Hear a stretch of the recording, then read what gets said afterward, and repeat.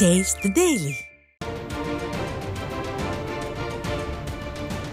அண்மை செய்தியை பார்த்து கொண்டிருக்கிறோம். சென்னை எழிலக வளாகத்தில் சம வேளைக்கு சம ஊதியம் எனும் ஒற்றை கோரிக்கையை வலியுறுத்தியும் வாக்குறுதியை நிறைவேற்றாத ஸ்டாலின் அரசை கண்டித்தும் 4வது நாளாக இடைநிலை ஆசிரியர்கள் சாலை மறியலில் ஈடுபட்ட நிலையில் கைது செய்து போலீசார் அராஜகத்தில் ஈடுபட்டுள்ளனர். இது குறித்த கூடுதல் விவரங்களை செய்தியாளர் கோபாலகிருஷ்ணன் வழங்க கேட்கலாம். வணக்கம் கோபாலகிருஷ்ணன், விவரங்களை வழங்கலாம்.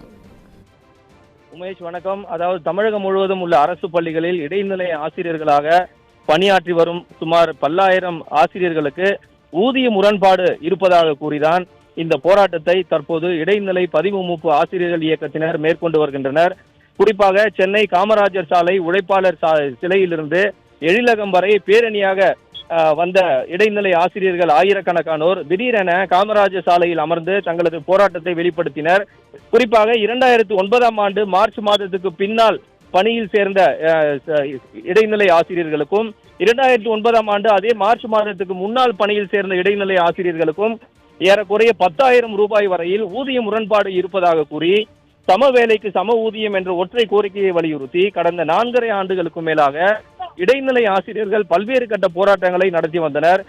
குறிப்பாக அரசு தரப்பில் தமிழக முதலமைச்சரை சந்திப்பது, கல்வித்துறை செயலாளரை சந்திப்பது, பள்ளிக்கல்வித்துறை அமைச்சரை சந்திப்பது என பல முறை சுமார் 500க்கும் அதிகமான முறையில் இந்த 4.5 ஆண்டுகளாக தங்களது கோரிக்கைகளை நிறைவேற்ற வலியுறுத்தி பல்வேறு கட்ட புகார் கோரிக்கை மனுக்களையும் பல்வேறு கட்ட எதிர்ப்பு போராட்டங்களையும் நடத்தி வந்த நிலையில் தமிழக அரசு இவற்றை கண்டுகொள்ளாமல் வேடிக்கை பார்த்ததன் எதிரொலியாகத்தான் தற்போது இந்த இடைநிலை ஆசிரியர்கள் ஆயிரக்கணக்கானோர் தற்போது காமராஜர் சாலையில் அமர்ந்தும் தமிழக அரசுக்கு எதிராக முழக்கங்களை எழுப்பியும் போராட்டத்தில் ஈடுபட்டு வருகின்றனர்.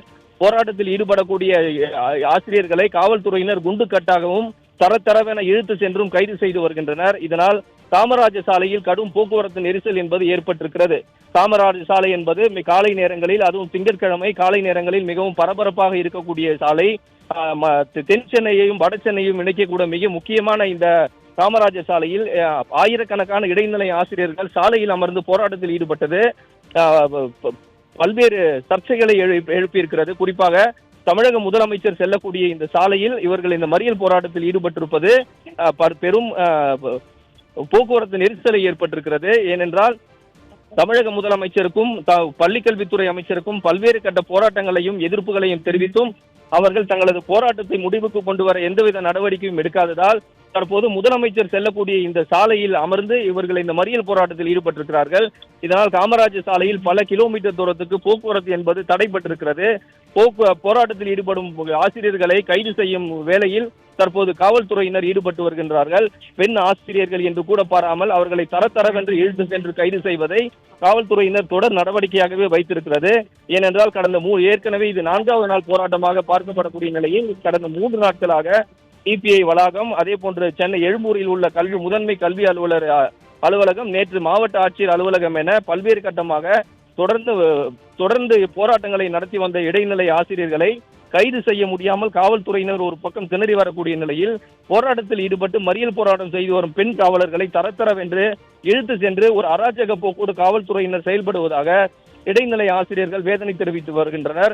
ஆசிரியர்களின் கோரிக்கை என்னவென்று கேட்டு அவர்களது தேவைகளை பூர்த்தி செய்ய வேண்டிய விடியாத ஸ்டாலின் மாடல் அரசு தங்களை போராட்ட வைத்துவிட்டு வேடிக்கை பார்த்து கொண்டிருப்பதாக ஆசிரியர்கள் வேதனையோடு தெரிவிக்கின்றனர்.